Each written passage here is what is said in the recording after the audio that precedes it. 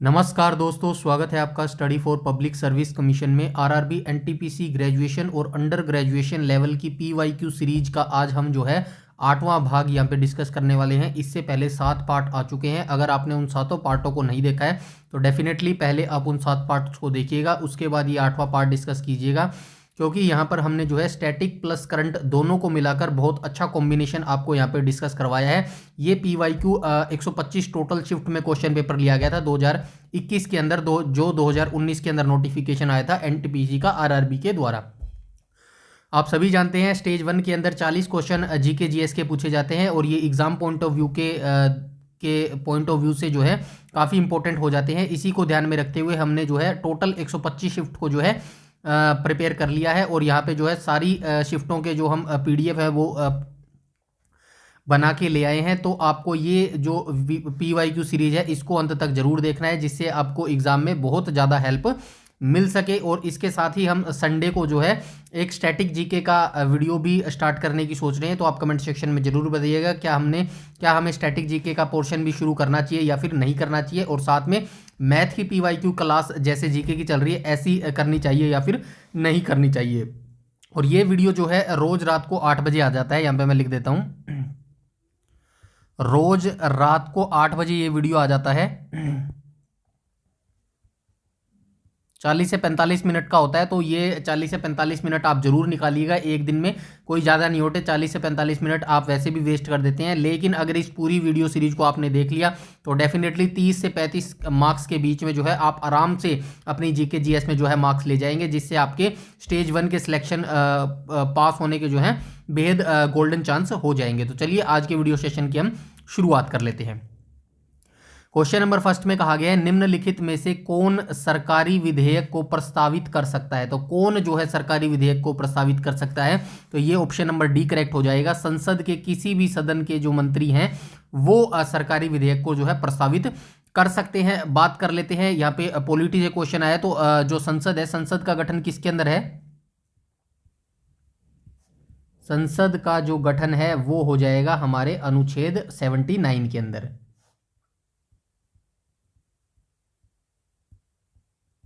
अनुच्छेद 79 के अंदर। वैसे ही मैं राज्यसभा की बात करूं तो राज्यसभा किस अनुच्छेद के अंदर आ जाएगी, तो ये राज्यसभा हमारी आ जाएगी अनुच्छेद 80 के अंदर। और लोकसभा की बात करूं तो लोकसभा हमारी आ जाएगी अनुच्छेद 81 के अंदर। ठीक है, तो ये अनुच्छेद भी आपको ऐसे याद रखने हैं। चलते हैं नेक्स्ट क्वेश्चन पर। नेक्स्ट क्वेश्चन में बोला गया है, देवी अहिल्याबाई होलकर हवाई अड्डा कहां पर अवस्थित है। तो ये देवी अहिल्याबाई होलकर जो हवाई अड्डा है ये हो जाएगा इंदौर के अंदर अवस्थित। तो इंदौर के अंदर जो है देवी अहिल्याबाई होलकर हवाई अड्डा अवस्थित है। चलते हैं नेक्स्ट क्वेश्चन पे। क्वेश्चन नंबर 3 की यहाँ पे बात की गई है। क्वेश्चन नंबर 3 में क्या कहा गया है, तो 3 को देख लेते हैं। क्वेश्चन नंबर 31 में कहा गया है, 1784 ईस्वी में यूरोपियनों द्वारा भारत में पुरातत्व संबंधी कार्य शुरू करने के साथ साथ एशियाटिक सोसाइटी ऑफ बंगाल का गठन किया गया था। इसके संस्थापक कौन थे? तो 1784 में सबसे पहले आपको ये याद रखना है, जो एशियाटिक सोसाइटी ऑफ बंगाल था इसका गठन कब किया गया था? 1784 में जो है इसका गठन किया गया था। और किसके द्वारा जो है इसका गठन किया गया था? तो राइट ऑप्शन हो जाएगा option number D, William Jones के द्वारा जो है इसका गठन किया गया था 1784 में। एशियाटिक सोसाइटी की जो स्थापना है 1784 को विलियम्स जोन्स के द्वारा की गई थी। और कहां पे की गई थी? कोलकाता में स्थित फोर्ट विलियम में की गई थी।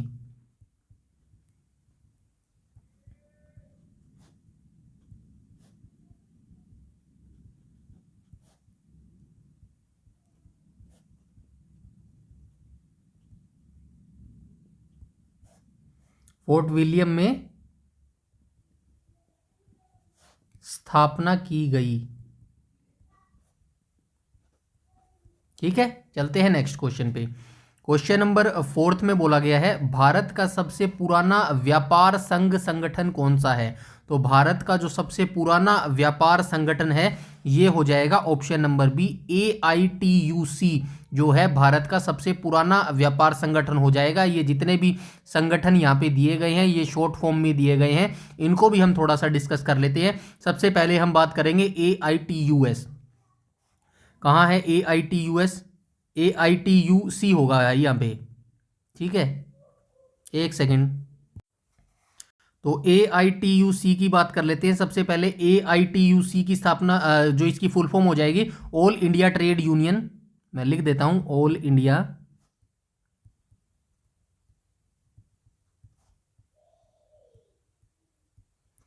ट्रेड यूनियन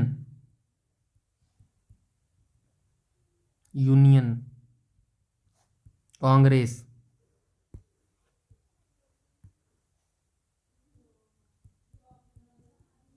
इसकी फुल फॉर्म हो जाएगी AITUC की all India trade union Congress. इसकी स्थापना कब हुई थी? अक्टूबर 1920 में। अक्टूबर 1920 में जो है इसकी स्थापना हुई थी। वैसे ही मैं INTUC की बात करूं, INTUC यहां पे लिखा हुआ है, इसकी फुल फॉर्म क्या हो जाएगी? Indian national trade union, Indian national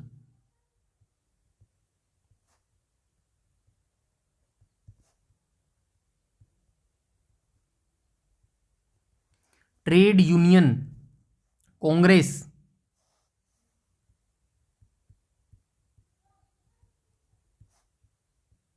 इसकी स्थापना की मैं बात करूं तो इसकी स्थापना कब हुई थी? मई 1947 में हुई थी, ठीक है। ऐसे ही मैं आगे की बात करूं तो BMS की स्थापना की बात करूं तो सबसे पहले इसकी फुल फॉर्म याद रखना, भारतीय मजदूर संघ।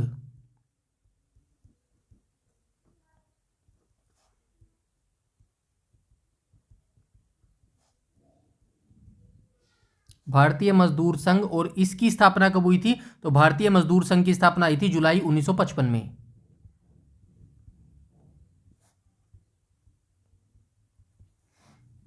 जुलाई 1955 में इसकी स्थापना हुई थी। और बात करें CITU की तो इसकी फुल फॉर्म हो जाएगी central of Indian trade unions.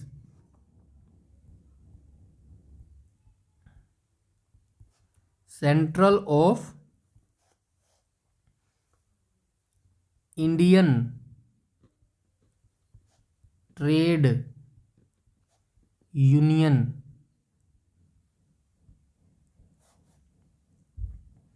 इसकी स्थापना कब हुई थी? तो CITU की स्थापना हो जाएगी 1970 में, ठीक है। ये स्थापना भी जो है आपको याद रखनी है। चलते हैं नेक्स्ट क्वेश्चन पे, क्वेश्चन नंबर 5 पर।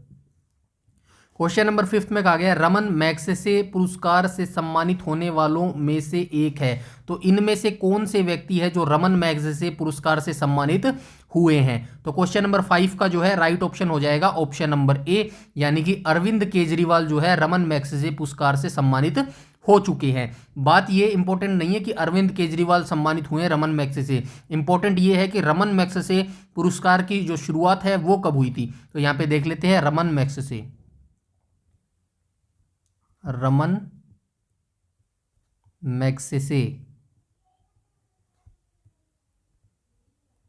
पुरस्कार की शुरुआत। तो इसकी शुरुआत की बात करें तो ये कब शुरुआत हुआ था? तो इसकी जो शुरुआत हुई थी अप्रैल 1957 में हुई थी। 1957 में जो है इसकी शुरुआत हुई थी। और किस शहर में हुई थी? इसकी स्थापना जो है न्यूयॉर्क शहर में हुई थी। न्यूयॉर्क शहर में हुई थी। और इसकी जो स्थापना थी वो किसने की थी? रॉकफेलर ब्रदर्स ने की थी। रॉकफेलर ब्रदर्स फंड, तो इन्होंने जो है इसकी स्थापना की थी, ठीक है। और ये किसकी याद में किया गया था? तो ये जो पुरस्कार था रमन मैग्सेसे पुरस्कार जो था ये पूर्व फिलीपींस राष्ट्रपति रेमन मैग्सेसे की याद में जो है दिया जाता है, ठीक है। चलते हैं नेक्स्ट क्वेश्चन पे। क्वेश्चन नंबर 6 में बोला गया कौन सा राष्ट्रीय राजमार्ग दिल्ली और मुंबई को जो है जोड़ता है? तो कौन सा हो जाएगा? ऑप्शन नंबर बी हो जाएगा नेशनल हाईवे जो 8 है ये दिल्ली और जो है मुंबई को जोड़ता है। क्वेश्चन नंबर 7 पे आ जाएंगे। क्वेश्चन नंबर 7 में बोला गया है डैश स्थिति आधारित F2S यानी कि farm to shop trading platform है जो भारतीय किसानों को बिचौलियों के बिना अपनी उपज सीधे उपभोक्ता को बेचने में मदद करता है। यानी कि जो ये क्वेश्चन पूछा गया है ये हमारे किसान भाइयों से रिलेटेड क्वेश्चन पूछा गया है। यहाँ पे सिंपल सी बात कही गई है, एक जो है ट्रेडिंग प्लेटफॉर्म है जिसका नाम है F2S। यहाँ पे F2S दिया गया है ना, ये एक प्लेटफॉर्म का नाम है। F2S की फुल फॉर्म भी याद रखना, F2S की फुल फॉर्म हो जाएगी farm to shop. Farm to shop एक ऐसी प्रक्रिया है जिसके अंदर जो किसान होता है वो डायरेक्ट फसल जो है उपभोक्ता को बेच पाएगा। जैसे कि मैं भी एक उपभोक्ता हूं और आप जो इस वीडियो को देख रहे हैं आप भी उपभोक्ता है। फॉर एग्जाम्पल ऐसा होता है कि पहले जो है किसानों को दलालों को जो है दलालों के जरिए जो है डील करनी पड़ती थी, लेकिन ये प्लेटफॉर्म क्या है, डायरेक्ट किसान से सीधा उपभोक्ता के पास फसल बेचने में मदद करता है। तो इस प्लेटफॉर्म का जो है नाम क्या हो जाएगा, तो इसका नाम हो जाएगा मंडी ट्रेड्स। ठीक है, मंडी ट्रेड्स जो है इस प्लेटफॉर्म का नाम हो जाएगा, ये जरूर याद रखना, मंडी ट्रेड्स। मंडी ट्रेड्स प्लेटफॉर्म के जरिए जो है किसान अपनी फसल जो है डायरेक्ट उपभोक्ता को बेच सकता है। चलते हैं नेक्स्ट क्वेश्चन पे। नेक्स्ट में बोला गया भारत के राष्ट्रपति बनने से पहले इनमें से किसे भारत रत्न पुरस्कार से जो है सम्मानित किया गया था। मतलब इनमें से जो है कौन से ऐसे व्यक्ति हैं जो राष्ट्रपति बनने से पहले जो है उनको भारत रत्न पुरस्कार जो है मिला था। तो किनको मिला था, तो एस राधाकृष्णन जो व्यक्ति थे, इनको जो है राष्ट्रपति बनने से पहले जो है ये भारत रत्न पुरस्कार का सम्मान मिला था। बात हुई है भारत रत्न की, तो भारत रत्न की बात कर लेते हैं। भारत रत्न पुरस्कार की शुरुआत कब हुई थी, 1954 में हुई थी। तो ये कब हुई थी इसकी शुरुआत, जनवरी 1954 में हुई थी, जनवरी 1954 में। ठीक है, जनवरी 1954 में इसकी शुरुआत हुई थी। और किसके द्वारा शुरुआत की गई थी, डॉक्टर राजेंद्र प्रसाद के द्वारा। हमारे प्रथम राष्ट्रपति थे डॉक्टर राजेंद्र प्रसाद, इन्हीं के द्वारा जो है ये शुरुआत की गई थी। ठीक है, इतनी जानकारी आपको रखनी है। वर्तमान में हमारे प्रधानमंत्री कौन है, श्री नरेंद्र मोदी जी हो जाएंगे। और हमारी जो राष्ट्रपति हैं वो कौन हो जाएंगी, वो आप जरूर मुझे कमेंट सेक्शन में कमेंट करके बताएंगे। वर्तमान में हमारी जो राष्ट्रपति है वो कौन है, एक महिला है, इतना मैंने आपको बता दिया है। और जो है वो आदिवासी जाति से आती है। यहाँ पे जाति मुद्दा नहीं है, प्लीज़ मेरी बातों का बुरा मत मानना। मैं सिर्फ आपको एक हिंट देने की कोशिश कर रहा हूँ कि जो हमारी राष्ट्रपति जी हैं वो लेडी हैं, तो उनका नाम जरूर आप यहाँ पे कमेंट करके बताइएगा। चलते हैं नेक्स्ट क्वेश्चन पे। और इनका नंबर और बताइएगा, कौन से नंबर के ये हमारे प्रधानमंत्री नरेंद्र मोदी जी है और कौन से नंबर की हमारी ये जो है श्रीमती राष्ट्रपति जी हैं। ठीक है, चलते हैं नेक्स्ट क्वेश्चन पे। क्वेश्चन नंबर 9 में बोला गया GSAT-6A को कब और कहां से प्रक्षेपित किया गया था। तो GSAT-6 जो है ये मिसाइल थी, इसको कब और कहां से जो है प्रक्षेपित यानी कि लॉन्च किया गया था। तो क्वेश्चन नंबर 9 का राइट ऑप्शन हो जाएगा ऑप्शन नंबर ए। तो 29 मार्च 2018 को जो है सतीश धवन अंतरिक्ष केंद्र श्रीहरिकोटा में ये अवस्थित है। ये भी आप याद रखना, सतीश धवन जो अंतरिक्ष केंद्र है हमारा, ये कहां पर अवस्थित है, तो ये हमारा जो है श्रीहरिकोटा में अवस्थित है। श्रीहरिकोटा कहां हो जाएगा, तो ये आंध्र प्रदेश के अंदर हो जाएगा। ठीक है, ये आंध्र प्रदेश में हो जाएगा। इसी के 29 मार्च 2018 को GSAT-6A को जो है प्रक्षेपित किया गया था। बात हुई है हमारे साइंस से रिलेटेड अंतरिक्ष यानों के बारे में, तो इससे रिलेटेड मैं आपको बता देता हूं। इसकी स्थापना जरूर याद रखना, किसकी स्थापना याद रखोगे आप, इसरो की स्थापना आप जरूर याद रखना, इसरो की स्थापना। यहां से डायरेक्ट क्वेश्चन पूछे जाते हैं, एक इसरो की स्थापना हो गया और जो हमारे DRDO वगैरह हो गए। इसरो की स्थापना कब हुई थी, 15 अगस्त 1969 को हुई थी। 15 अगस्त 1969 को इसकी स्थापना हुई थी। और मुख्यालय कहां पर है, बेंगलुरु कर्नाटक में मुख्यालय है, बेंगलोर। ठीक है, बेंगलोर कर्नाटक में जो है इसका मुख्यालय हो जाएगा। बात DRDO की होगी है, तो DRDO की भी याद रखना, DRDO की स्थापना कब हुई थी। सबसे पहले आप इसरो की फुल फॉर्म याद रखना। इसरो की फुल फॉर्म क्या हो जाएगी, इंडियन स्पेस रिसर्च ऑर्गेनाइजेशन इसकी फुल फॉर्म हो जाएगी। और DRDO की बात करूं तो DRDO की क्या होगी, रक्षा अनुसंधान एवं विकास संगठन इसकी फुल फॉर्म हो जाएगी। स्थापना की बात करूं तो कब इसकी स्थापना हुई थी, 1958 में इसकी स्थापना हुई थी। ठीक है, DRDO की स्थापना कब हुई थी, 1958 में हुई थी। मुख्यालय कहां पर है, मुख्यालय है नई दिल्ली के अंदर। ठीक है, मुख्यालय हो जाएगा नई दिल्ली के अंदर। उसके बाद CSIR की भी याद रखना, एक ये भी इंपॉर्टेंट हमारा जो है संगठन है CSIR। और CISR की फुल फॉर्म क्या हो जाएगी, council of scientific industrial research. मैं लिख देता हूं, ये काफी इंपॉर्टेंट है, COUNCIL, council of scientific, SCIENTIFIC, scientific and industrial, INDUSTRIAL, industrial research, ये इसकी फुल फॉर्म हो जाएगी। और इसकी स्थापना कब हुई थी, तो इसकी स्थापना हुई थी 1942 में। ठीक है, ये तीन इंपॉर्टेंट इंस्टीट्यूशन मैंने बताई है जिनकी स्थापना मैंने बता दी। इसरो की 1969 में हुई थी, DRDO की 1958 में हुई थी, और CSIR की 1942 में हुई थी। 1942 में एक इंपॉर्टेंट जो हमारा मूवमेंट चला था, कौन सा चला था, करो या मरो का, नहीं माफ कीजिएगा, करो या मरो का तो नारा दिया था महात्मा गांधी ने। यह भी याद रखना, करो या मरो का नारा कब दिया था, 1942 में दिया था। किसने दिया था, महात्मा गांधी ने दिया था। और 1942 में कौन सा मूवमेंट चला था, भारत छोड़ो आंदोलन।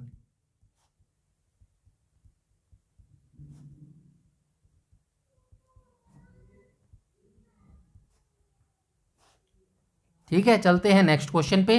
क्वेश्चन नंबर 10 में बोला गया जनरल माइकल ओ डायर को किस स्वतंत्रता सेनानी ने गोली मारी थी, तो ये उधम सिंह ने मारी थी। कहां पर है Udham Singh, option number A जो है इसका करेक्ट हो जाएगा। उधम सिंह के द्वारा जो है इनको जनरल माइकल ओ डायर को गोली मारी गई थी, क्योंकि इनके द्वारा जो है जलियांवाला बाग नरसंहार की जो है रचना रची गई थी। निहत्थे लोगों पर इनके द्वारा जो है गोलियां चलाई गई थी 13 अप्रैल 1919 को पंजाब के अंदर, अमृतसर में। ठीक है, तो ये आपको याद रखना है। क्वेश्चन नंबर 10 का राइट ऑप्शन नंबर ए हो जाएगा। और चलते हैं नेक्स्ट क्वेश्चन पे, क्वेश्चन नंबर 11 पर। 11 में कहा गया प्रधानमंत्री सांसद आदर्श ग्राम योजना कब शुरू की गई थी, तो स्टैटिक जीके का क्वेश्चन है। प्रधानमंत्री सांसद आदर्श ग्राम योजना जो है इसको कब शुरू किया गया था, तो इसको जो है 11 अक्टूबर 2014 को शुरू किया गया था। नेक्स्ट क्वेश्चन में भी स्टैटिक जीके का है। भारत की जो सरकारी योजनाएं हैं वो पूछी गई है। जवाहर ग्राम समृद्धि योजना किस वर्ष शुरू की गई थी, तो जवाहर ग्राम समृद्धि जो योजना है 1999 में शुरू की गई थी। क्वेश्चन नंबर 12 का राइट ऑप्शन हो जाएगा ऑप्शन नंबर सी। नेक्स्ट में पूछा गया क्रिकेट का बल्ले से वही संबंध है जो टेनिस का है, तो टेनिस का किससे संबंध हो जाएगा, दस्तानों का नहीं हो जाएगा, स्टिक का नहीं हो जाएगा, विकेट का नहीं हो जाएगा, रैकेट से हो जाएगा। ऑप्शन नंबर डी जो है करेक्ट हो जाएगा। वैसे ये रीजनिंग का क्वेश्चन है, रीजनिंग में ऐसे ही क्वेश्चन जो है आपसे पूछे जाएंगे कि भाई इस चीज का इससे संबंध है तो उसका संबंध किससे होगा। रीजनिंग से रिलेटेड ये क्वेश्चन है, बाकी मैंने ऐसे ही ले लिया, कोई दिक्कत नहीं है। ठीक है, बाकी दस्तानों का संबंध किससे हो जाएगा, ये फुटबॉल से भी हो सकता है और क्रिकेट के दस्ताने भी हो सकते हैं। स्टिक का संबंध किससे हो जाएगा, हॉकी से हो जाएगा। विकेट का संबंध किससे हो जाएगा, क्रिकेट से हो जाएगा। ठीक है, क्रिकेट से याद आया BCCI की स्थापना कब हुई थी, भारतीय क्रिकेट कंट्रोल बोर्ड इसकी फुल फॉर्म हो जाएगी। स्थापना हुई थी 1928 में। अब 1928 में BCCI की स्थापना हुई थी, तो बात ICC की कर लेते हैं। ICC की स्थापना कब हुई थी, ये आप मुझे बताना भाई। ठीक है, 1900 में ही हुई थी, ये आप मुझे बताना। ठीक है, चलते हैं नेक्स्ट क्वेश्चन पे। सिक्किम के लोगों को उनके अद्भुत मखोटा नृत्य के लिए जाना जाता है। सिक्किम में इस नृत्य के रूप को क्या कहा जाता है, सबसे पहले आपको ये याद रखना है। अद्भुत मुखोटों का जो नृत्य होता है, मुखोटा जो नृत्य होता है, ये कौन से राज्य में होता है, तो ये भारत के सिक्किम राज्य के अंदर होता है। ठीक है, भारत के सिक्किम राज्य के अंदर होता है। और इस रूप को क्या कहा जाता है, इस नृत्य रूप को जो है क्या कहा जाता है, तो इस नृत्य रूप को कहा जाता है छम। ऑप्शन नंबर सी जो है बिल्कुल इसका करेक्ट हो जाएगा। नेक्स्ट पे देख लेते हैं क्वेश्चन नंबर 15 में, निम्नलिखित में से किस राज्य की सीमा सबसे अधिक राज्य केंद्र शासित प्रदेशों से जो है जुड़ी हुई है। राइट ऑप्शन हो जाएगा option number C question number 15 का। तो ये उत्तर प्रदेश राज्य है जिसकी राजधानी हो जाएगी लखनऊ। ठीक है, उत्तर प्रदेश राज्य की जो सीमा है सबसे ज्यादा जो भारत के स्टेट हैं और भारत के जो यूनियन टेरिटरी हैं उनके साथ लगती है। राजस्थान की राजधानी हो जाएगी जयपुर। बाकी दो जो स्टेट्स हैं उनकी राजधानी आप मुझे कमेंट सेक्शन में कमेंट करके बताएंगे। ठीक है, उसके बाद भारत जो देश है, भारत की सीमा किन किन देशों से लगती है या फिर कितने देशों से लगती है। भारत की जो सीमा है 6 देश से लगती है।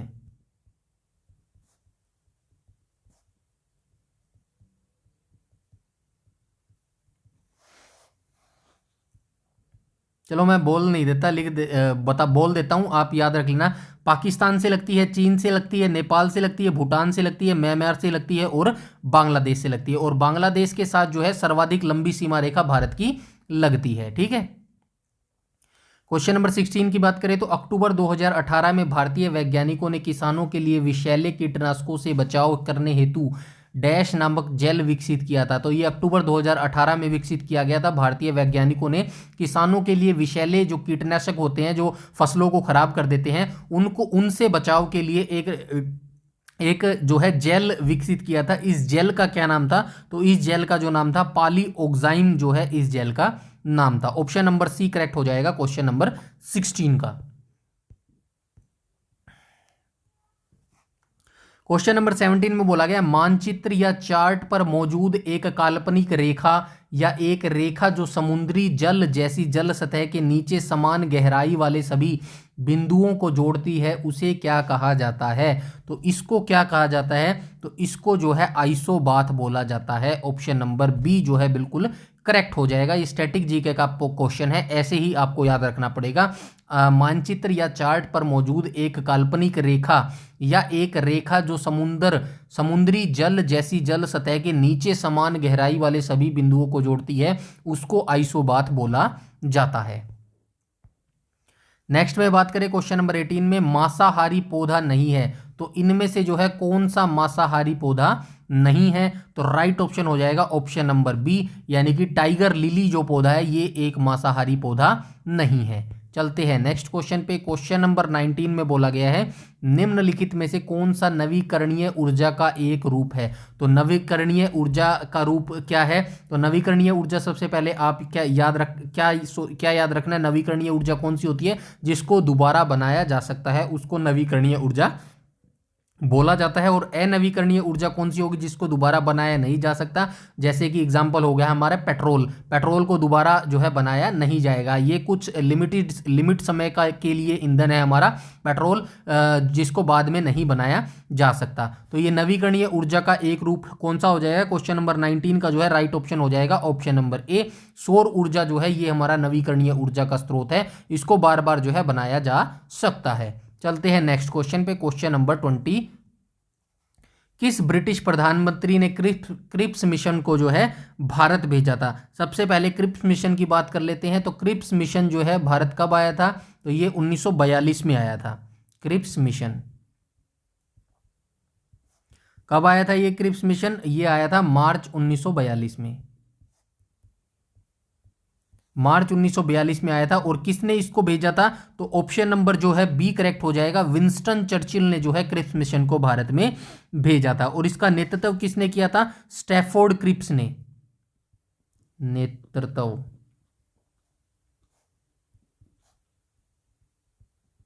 सर स्टैफोर्ड क्रिप्स, ठीक है, इन्होंने जो है इसका नेतृत्व किया था। बाकी अभी मैंने ऊपर आपको बताया था 1942 में भारत छोड़ो आंदोलन शुरू हुआ था, जिसके अंदर नारा दिया था महात्मा गांधी जी ने, करो या मरो का नारा दिया था।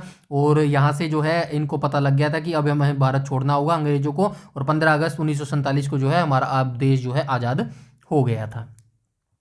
फुटबॉल के दिग्गज खिलाड़ी जोहान क्रूफ इनमें से किस देश से संबंधित हैं? तो ये एक खिलाड़ी का नाम है जिनका नाम है जोहान क्रूफ नाम है। तो ये जोहान क्रूफ जो है किस देश के खिलाड़ी हैं? क्वेश्चन नंबर 21 का जो है राइट ऑप्शन हो जाएगा ऑप्शन नंबर डी। तो ये हो जाएगा नीदरलैंड देश के ये खिलाड़ी हैं। अब यहाँ पे फुटबॉल की बात हुई है तो हम बात कर लेते हैं, किसकी बात कर लेते हैं? फीफा की बात कर लेते हैं। फीफा की हम यहाँ पे बात कर लेते हैं। फीफा की फुल फॉर्म क्या हो जाएगी? FIFA federation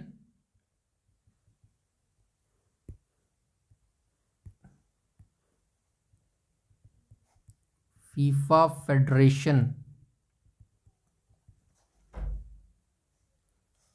international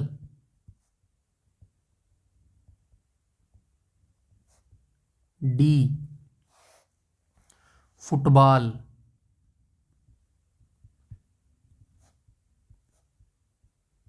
association association यार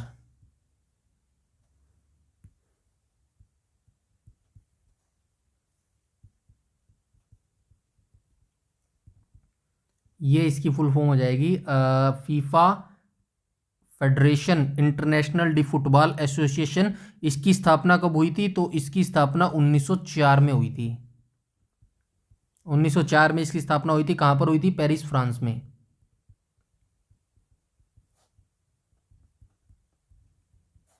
ठीक है, चलते हैं नेक्स्ट क्वेश्चन पे। क्वेश्चन नंबर 22 में बोला गया है, जब प्रकाश प्रिज्म से गुजरता है तो कौन सा रंग सबसे कम विपथित होता है?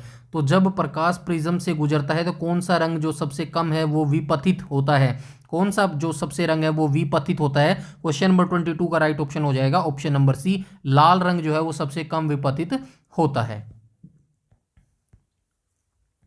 क्वेश्चन नंबर 23 में कहा गया, जो कि कंप्यूटर से रिलेटेड है, कंप्यूटिंग के संदर्भ में एक स्पाइडर क्या है? तो ये स्पाइडर के बारे में पूछा गया है कि स्पाइडर क्या होता है। कंप्यूटिंग के संदर्भ में एक स्पाइडर क्या होता है? तो ये एक प्रोग्राम जो वेबसाइटों को कैटलॉग तैयार करता है। स्पाइडर क्या होता है? एक प्रोग्राम होता है जो वेबसाइटों का कैटलॉग तैयार करता है, ये एक स्पाइडर होता है। चलते हैं नेक्स्ट क्वेश्चन में। ये स्पाइडर का मतलब आप ये मत समझ लेना कि ये वायरस वगैरह कुछ होता है, ठीक है ना।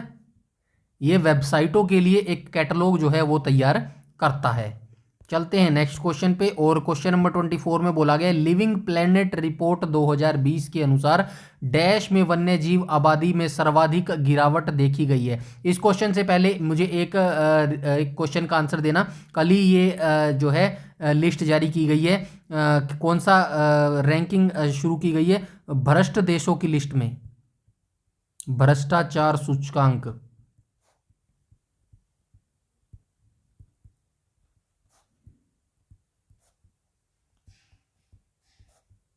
भारत का स्थान कौन सा है? ये कल ही आया है।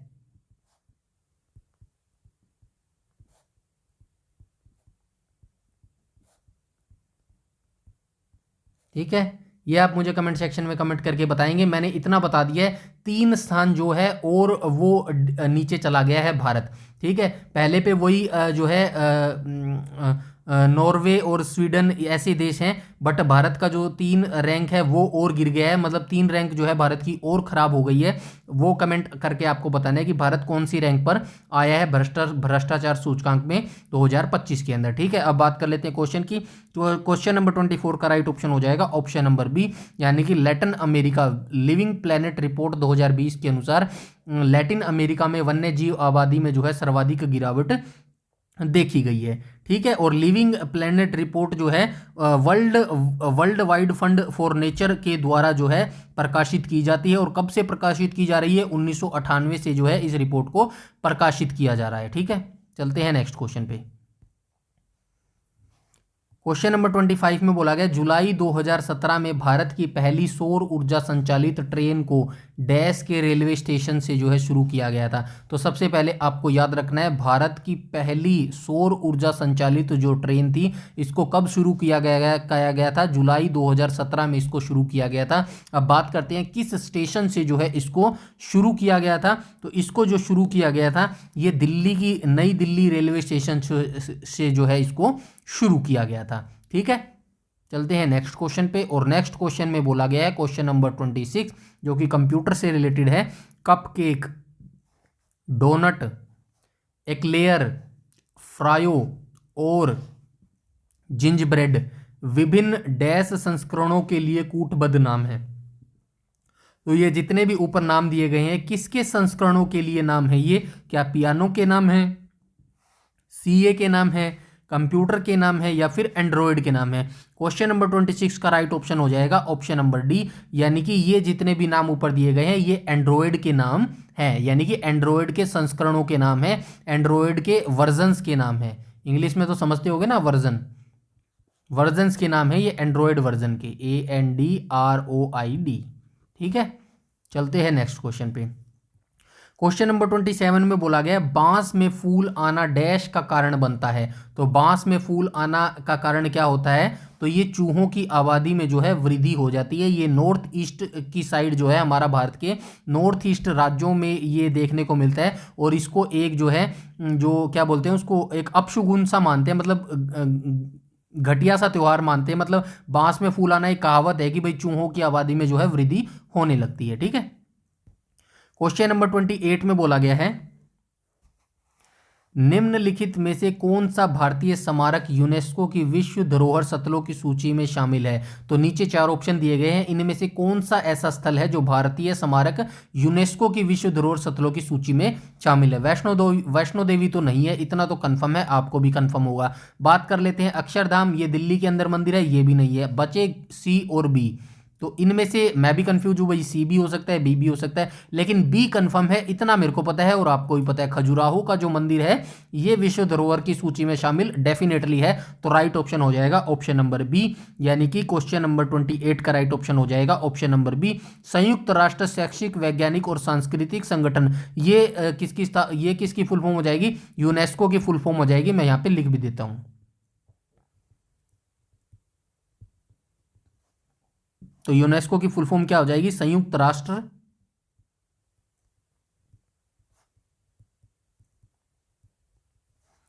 शैक्षिक वैज्ञानिक और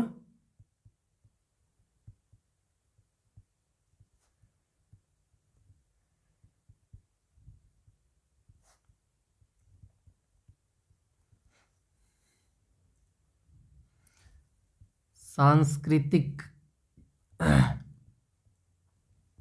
संगठन। ठीक है, ये इसकी फुल फॉर्म हो जाएगी। बात करें इसकी स्थापना की, स्थापना तो यूनेस्को की जो स्थापना है ये कब हुई थी, नवंबर 1945 में हुई थी। नवंबर 1945 में जो है इसकी यूनेस्को की स्थापना हुई थी। कहाँ पर हुई थी, लंदन में जो है इसकी स्थापना हुई थी। बात करें इसका मुख्यालय कहाँ पर है, तो मुख्यालय हो जाएगा पेरिस की राजधानी, माफ कीजिएगा, फ्रांस की राजधानी पेरिस। मुख्यालय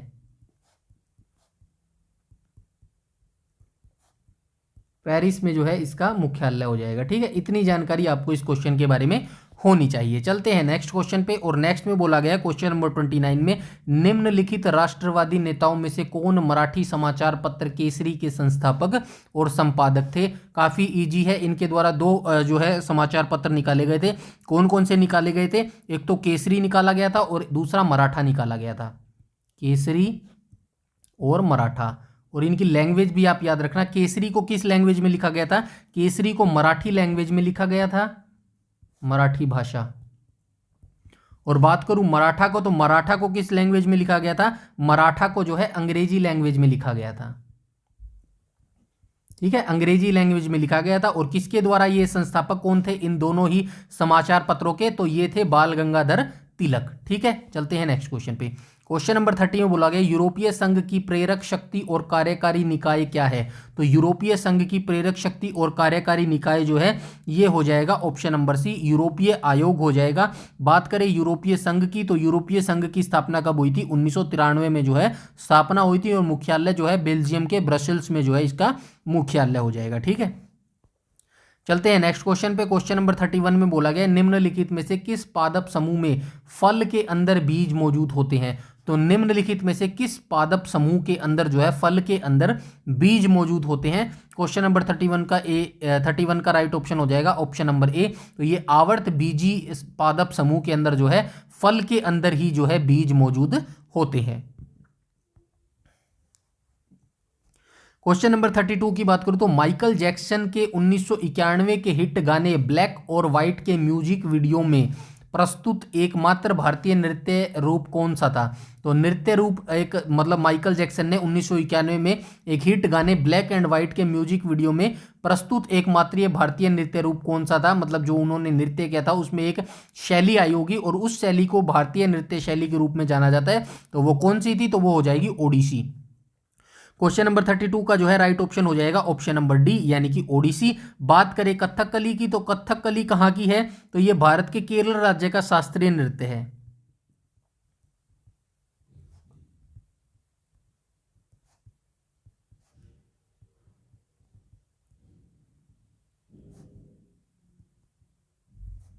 ठीक है, तो ये जो कथकली है ये केरल राज्य का शास्त्रीय नृत्य है। बात करें कथक की, तो कथक जो है उत्तर प्रदेश का कथक हमारा उत्तर प्रदेश राज्य का शास्त्रीय नृत्य हो जाएगा। और बात करें भरतनाट्यम की, तो भरतनाट्यम जो है हमारा तमिलनाडु राज्य का हो जाएगा। तमिलनाडु राज्य का शास्त्रीय नृत्य हो जाएगा। ओडिसी की बात करें तो ओडिसी जो है ये उड़ीसा राज्य का है, उड़ीसा राज्य का शास्त्रीय नृत्य है। ठीक है, ये भी चीज जो है आप याद रखेंगे। ठीक है, चलते हैं नेक्स्ट क्वेश्चन पे, क्वेश्चन नंबर 33 पर। क्वेश्चन नंबर 33 में बोला गया है भारतीय संसद के पहले स्पीकर कौन थे। तो भारतीय संसद के जो पहले स्पीकर कौन थे, तो ये थे जीवी मावलंकर जी, यानी कि गणेश वासुदेव मावलंकर जो है इसके पहले स्पीकर थे हमारे संसद के। चलो इनके बारे में बात कर लेते हैं क्वेश्चन नंबर 33 की। तो भारतीय संसद के पहले लोकसभा अध्यक्ष कौन थे, तो गणेश वासुदेव मावलंकर थे। इनका जो कार्यकाल है वो कब से कब तक था, तो इनका कार्यकाल था 1952 से लेके 1956 तक। ठीक है, 1952 से लेके 1956 तक इनका कार्यकाल रहा था, या इस पद पर ये आसीन रहे थे। लोकसभा का जनक और दादा साहेब के नाम से भी जो है इनको जाना जाता है। तो किस नाम से जाना जाता है, लोकसभा का जनक के नाम से जो है किसको जाना जाता है, लोकसभा का जनक। लोकसभा का जनक किसके नाम से जाना जाता है, तो ये जीवी मावलंकर को जो है लोकसभा का जनक के नाम से जाना जाता है। लोकसभा की पहली महिला अध्यक्ष कौन थी, लोकसभा की पहली महिला अध्यक्ष, तो ये थी मीरा कुमार अध्यक्ष।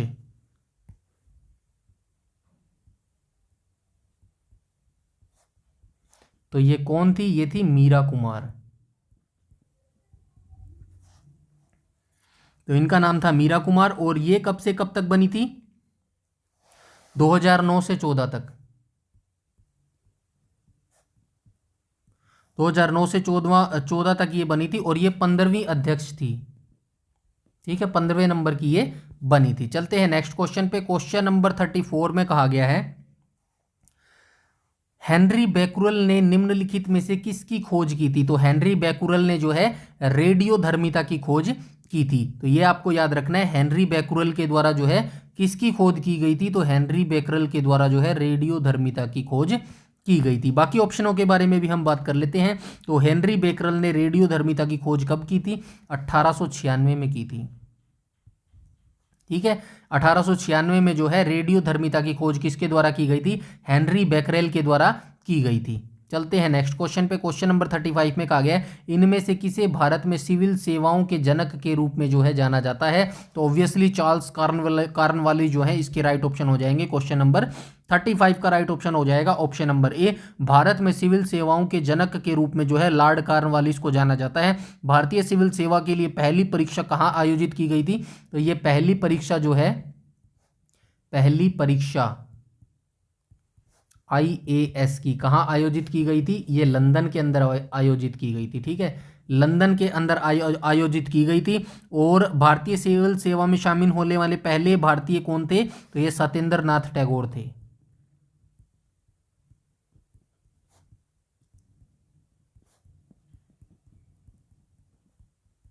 ठीक है, चलते हैं नेक्स्ट क्वेश्चन पे, क्वेश्चन नंबर 36 में बोला गया है ब्रिक्स में शामिल होने वाला अंतिम देश कौन सा था। कौन सा था, तो दक्षिण अफ्रीका जो था ब्रिक्स में शामिल होने वाला अंतिम देश था, BRICS, ये इसकी फुल फॉर्म हो जाएगी। B से हो जाएगा ब्राजील, R से हो जाएगा रशिया, I से हो जाएगा इंडिया, C से हो जाएगा चाइना, K से आप बताएंगे, S से हो जाएगा साउथ अफ्रीका। ये इसकी फुल फॉर्म हो जाएगी। उसके बाद इसकी स्थापना कब हुई थी, तो 2019 में इसकी स्थापना हुई थी। कब हुई थी, 2009 में इसकी स्थापना हुई थी। और मुख्यालय कहां पर हो जाएगा, मुख्यालय हो जाएगा शंघाई चीन के अंदर।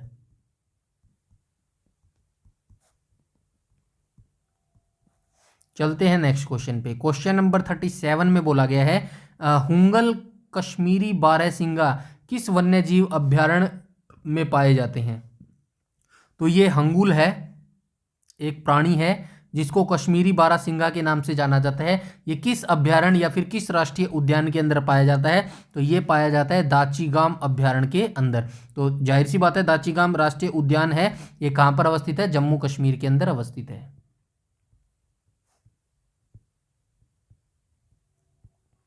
ठीक है, ये जम्मू कश्मीर के अंदर अवस्थित है। कान्हा राष्ट्रीय उद्यान की बात करूं तो ये कहां पर अवस्थित हो जाएगा, ये मध्य प्रदेश के अंदर अवस्थित है। ये हो जाएगा मध्य प्रदेश के अंदर अवस्थित। मुदुमलाई की बात करूं तो मुदुमलाई कहां पर अवस्थित है, तो ये हो जाएगा तमिलनाडु के अंदर। उसके बाद दुधवा राष्ट्रीय उद्यान की बात करूं, सभी जानते हैं उत्तर प्रदेश के अंदर ये अवस्थित है। चलते हैं नेक्स्ट क्वेश्चन पे, और नेक्स्ट में बोला गया है सार्क की स्थापना कब हुई है। मेन इंपॉर्टेंट यही है, सार्क की फुल फॉर्म जरूर आप याद रखना, दक्षिण एशियाई क्षेत्रीय सहयोग संगठन जो है इसकी फुल फॉर्म हो जाएगी। और स्थापना की बात करूं तो जो सार्क है, सार्क की स्थापना कब हुई थी, सार्क की स्थापना हुई थी दिसंबर 1985 को।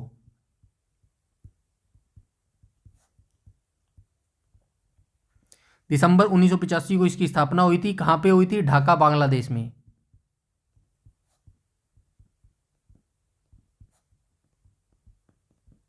और जो इसका मुख्यालय है वो कहां पे हो जाएगा, मुख्यालय हो जाएगा काठमांडू।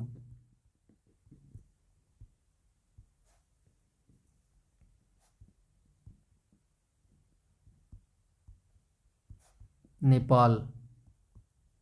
ठीक है, इतनी जानकारी आपको रखनी है। सार्क का गठन कब और कहां पर हुआ था, तो ये मैंने आपको बता दिया है, बांग्लादेश 1985 में इसका गठन हुआ था। ठीक है, क्वेश्चन नंबर 39 को देखें, पश्चिमी घाट में निम्नलिखित में से कौन सी स्थानिक प्रजाति नहीं पाई जाती।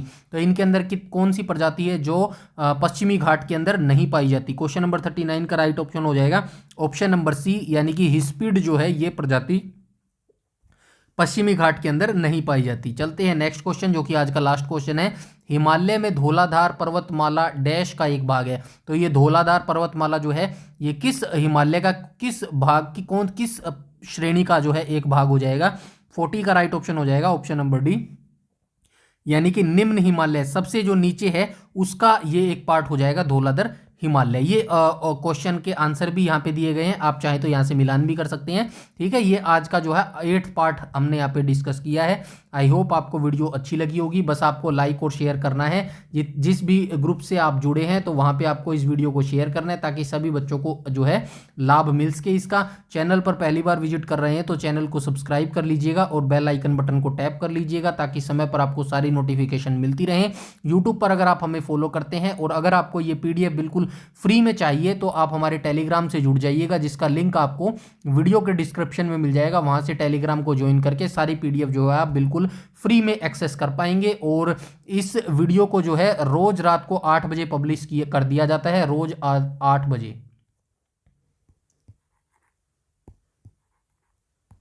ये वीडियो कब आती है, तो रोज रात को 8 बजे। तो ये वीडियो जरूर देखिएगा और अपना जो है फीडबैक जरूर आप मुझसे शेयर कीजिएगा, जिससे मुझे मोटिवेशन मिल सके। इस वीडियो में इतना ही रखते हैं, तब तक के लिए धन्यवाद।